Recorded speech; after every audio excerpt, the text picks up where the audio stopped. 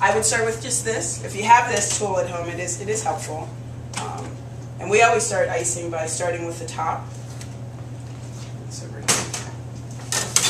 And just to kind of, it doesn't have to be perfect. Just put a little tiny, that's a huge dollop, but a lot in the middle, and then you kind of spread that to the side.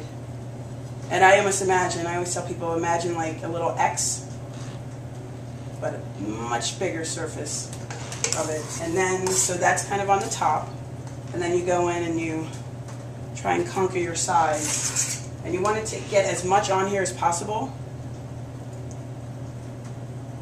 so you can kind of push it in front of you.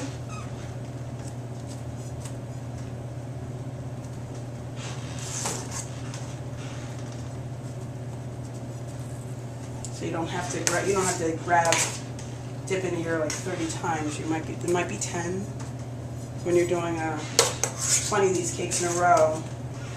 The more you can get on the spatula, the much more efficient it will be. So now that we're going to put enough on there so we can cover the chocolate.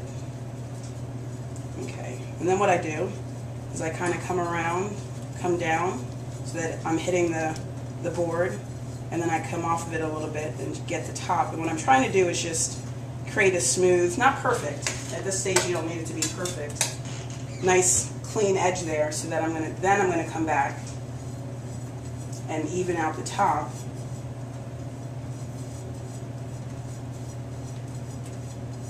And just turn this stays steady. And then we come in with our handy dandy bench scraper, and what you're going to do is you want to hold it, keep in the same spot. And when you first come around, you're just trying to take off some of the excess, and then what I do is I try and hold my hand in one position and kind of come back to that same position.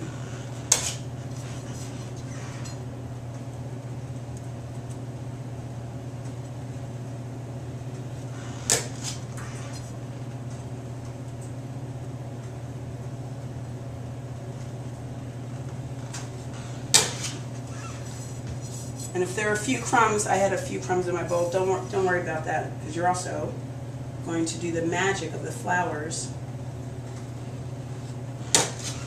So you have a smooth side, and I always use this to kind of scrape off any excess.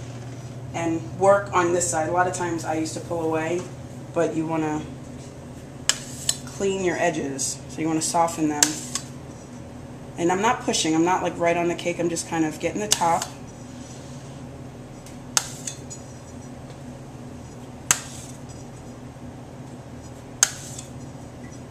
And just so you know, this is very hard when you're first starting. I had a friend I went to school with that made this look so easy because she did this with her eyes closed.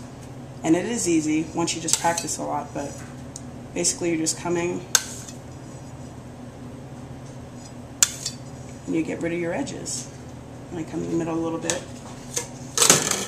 and then I clean up the bottom. And then I'm going to take our fluted or French tip.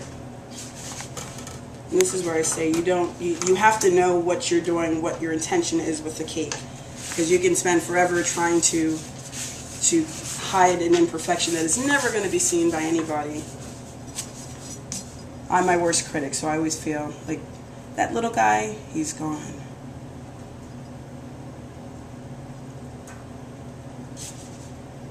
Or you can do it continuously, but it's really just, you're just reversing the shell. This is called a reverse shell, so you kind of make it look like a 9, and then come the opposite way.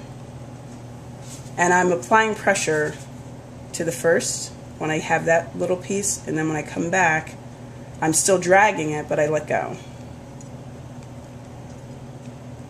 So I'm kind of dragging it. And that's how you do with little borders. So that's what we call the top border. And the bottom border is where either cake meets cake, if you're doing a wedding cake, or where the cake meets the board. It's the same thing.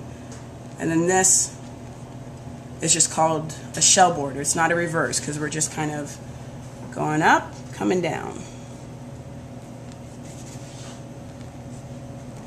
And you can do shorter ones, understanding that that uses a lot more buttercream. I like the longer, kind of softer look to it.